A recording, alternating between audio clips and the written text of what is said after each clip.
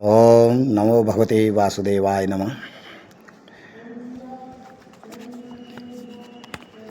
पिछले अध्याय में, पिछले प्रकरण में देवी भागवत का हमने आपको व्यास जी द्वारा पुत्र प्राप्त करना, पुत्र को जो है सभी प्रकार की शिक्षाएं देना, सभी प्रकार के संस्कार करना जो सनातन धर्म में है। उसके बाद जब बालक बड़ा हो जाता है तो हर कोई माता पिता बच्चे की शादी के बारे में सोचता है। यहाँ हम आपको जो प्रकरण में सुनाने जा रहे हैं, सुखदेव जी का गृहस्थ आश्रम में प्रवेश, जनक जी द्वारा उनको उपदेश देना, उनकी सारी शंकाओं का समाप्त होना, इस कथा को हम आपके सामने में प्रस्तुत करेंगे। जो भी गलतियां होंगी उसके लिए हम क्षमा प्रार्थी हैं।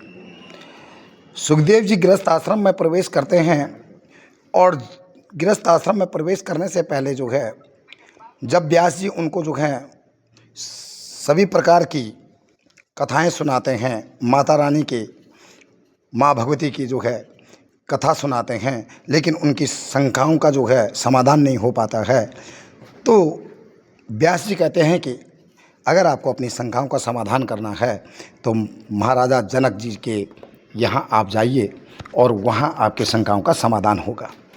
जनक जी के जब उपदेश से जो है, जनक जी बोलते हैं मोक्ष मार्ग का जो अवलंबी व्यक्ति को क्या उचित और क्या अनुचित है उसके बारे में वह जब समझाने लगते हैं तो सभी लोगों की एक धारणा है कि हम गृहस्थ में हरे भजन नहीं कर सकते हैं। बिल्कुल कर सकते हैं।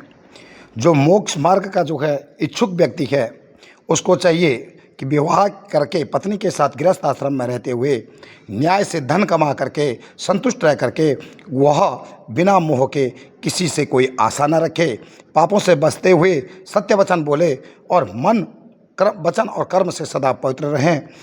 जब सुखदेव जी यह पूछते हैं भगवान ये महाराजा जनक से कि चित्त में वैराग्य और ज्ञान विज्ञान उत्पन्न हो जाने पे व्यक्ति को गृहस्थ आश्रम में रहना चाहिए या वन में जाना चाहिए, इस पे जनक जी कहते हैं हे महानंद, इंद्रियां बड़ी बलवान होती हैं, वह किसी के बस में नहीं रहती हैं।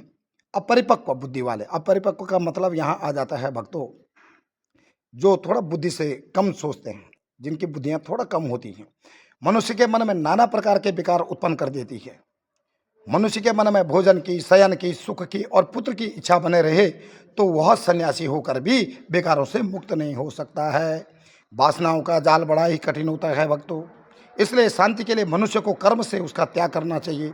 गृहस्थ आश्रम में रहते हुए भी शांत, बुद्धिमान और आत्मज्ञानी वही होता है जो न तो सुख है, कोई खुशी मिलने पे प्रसन्न होता है, न कोई दुख आने पे वह खेद करता है और हानि और लाभ में समान भाव रखता है। जो पुरुष शास्त्र प्रतिपादित कर्म करता है, सभी प्रकार की चिंताओं से मुक्त रहता हुआ आत्मचिंतन करते हुए प्रभु का भजन करता है, वह निसंदेह ही इस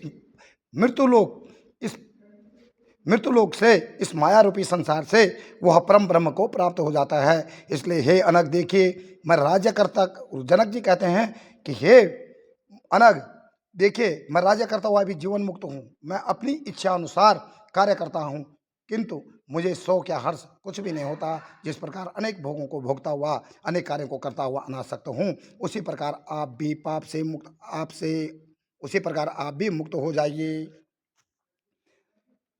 कहते हैं, जनक जी कहते हैं हे द्विज, मन ही महान सुख दुख का कारण है, इसके निर्मल होने पर सब कुछ निर्मल हो जाता है। विषयी मन बंधन और निर्विषयी मन मुक्ति प्रदाता है। यह देह मेरी है, यही बंधन है, यही देह मेरी नहीं, यही मुक्ति है। देखो, हम लोग भक्तों ये सोचते हैं ये देह मेरी है, करते हैं ना हम इस देह पे कितने प्रकार की जो हैं चीज़ें लेपते हैं, कितने प्रकार का करते हैं, लेकिन इस देह पे इतना मोह करते हैं कि 10 बार हम इस देह को देखते हैं। यही हमारा बंधन है भक्तों। और अगर हम ये सोचे देह हमारी नहीं है, ये सिर्फ कर्म करने के लिए ऊपर वाले ने ये पिंजरा हमें दिया है, इसको हम कर्म में लगाएं और ये सोचें कि यह मेरी देह नहीं है, तो यही मुक्ति है। बंधन शरीर और घर में नहीं है, अपितु अहंता और ममता में है। बंधन जो है, सब लोग सोचते हैं कि मैं इस घर में बंधन में हूँ या ये शरीर मेरा बंधन है, बिल्कुल नहीं है। हमारी जो है विचारधारा, अहंता, अहंकार और ममता, जो हमारा अहम भाव और मोह है, इसी में हम यही बंधन है। जय श्री राधे राधे।